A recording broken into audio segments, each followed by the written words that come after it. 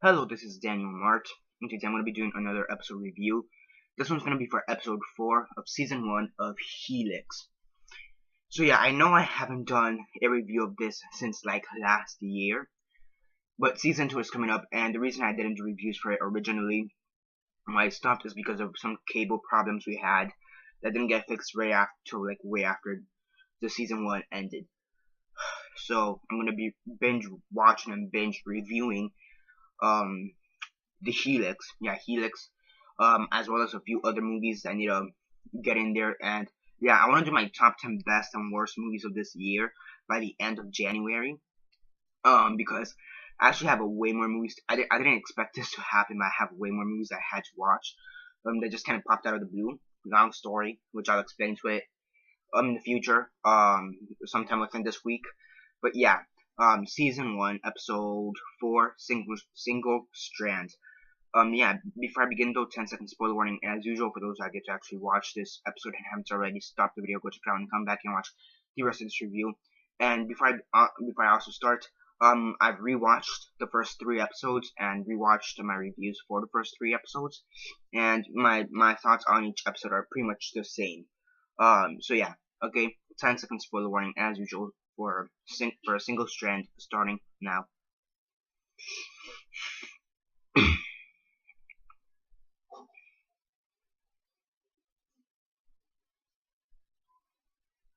Okay, so 10 seconds are up. So for those who have yet to actually watch episode 4 of Helix, season 1, single strands, and haven't already, please don't comment down below or be messaging me that never gave you fair warnings. As usual, I did. So as usual, quick synopsis, 6 into 6, and then the rate. So again, Helix, it's based on a story by Cameron Porchende. I believe this is how you say his name. And yeah, and basically, this is in episode 4. It's day 4 of this post-apocalyptic. It's not really post-apocalyptic, but of this weird infection within the Antarctica CDC facility. Something like that. Basically, they have like in Antarctica, and they have this CDC type of facility. So basically, the people who are in level R, who are in quarantine level R, they basically forced Dr. Hatake, the Asian guy, to reestablish the communication by trying to cut off the air supply. They're trying to leave the Antarctica by cutting off air supplies, but Hatake, he gets pissed off and kills them all. And yeah, and then at the same time you have Peter's condition worsens, and basically he was patient 0, so his condition worsens. And basically forces his brother Alan to treat him with some untested treatment, something that hasn't really been tested, but it's thought to cure this disease to some extent. And then Sarah also has a couple questions, or has to question her rapid response test, which is what they call it, like a rapid response test. Yeah, because she's kind of double thinking it, because there are some oddities within. And we also have Doreen, who is the blonde doctor, who is getting close to figuring out the Belarus, or Bellasaurus, whatever it's called, or Belarus, whatever.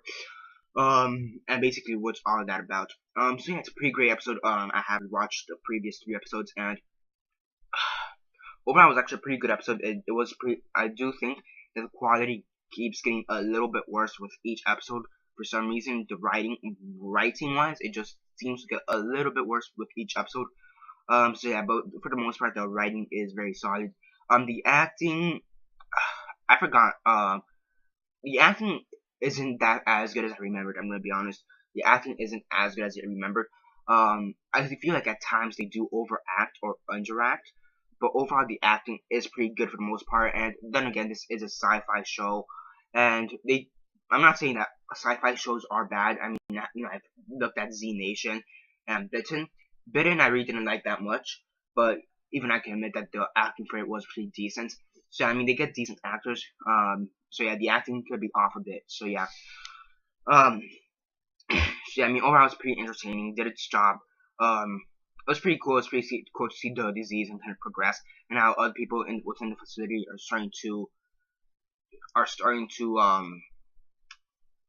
are starting to, respond to the treatments and the doctors and all this and the CDC stuff. And yeah, and it's really good, a character-focused episode. Hitaki, right? Yeah, or Hataki. That's pretty interesting that he just decides to kill people when they don't listen. So overall, that was pretty cool. The stuff with Peter, that was pretty cool. The special effects for this show are also pretty cool because you have to have, because the people are like, it's like 28 days later. The zombies are like 28 days later. They're not exactly dead, but they're not exactly responsive. So it's pretty cool. They have the black, they have this like black mucus-like blood. That's pretty cool. I mean, overall, it's a pretty cool show. It does have its flaws with acting and writing at times, but overall, it's pretty cool to see.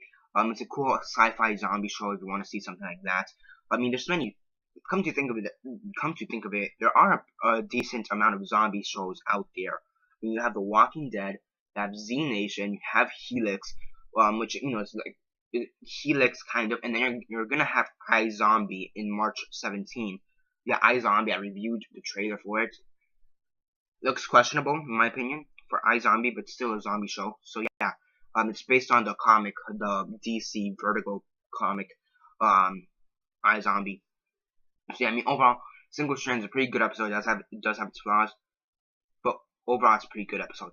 On a scale of 1 to 10, 1 being the worst, 10 being the best, and 6 being decent, I'd give it a 7.5 out of 10. It's a pretty good episode. Again, it does have its flaws, and yeah, that's basically it for this review. Subscribe if you're not already subscribed. I do movie reviews, TV show reviews, and comic book reviews, so definitely do stay tuned for that. Aside from that, like the video, share on Facebook, Twitter, MySpace, or whatever you guys prefer, and that's basically it for now.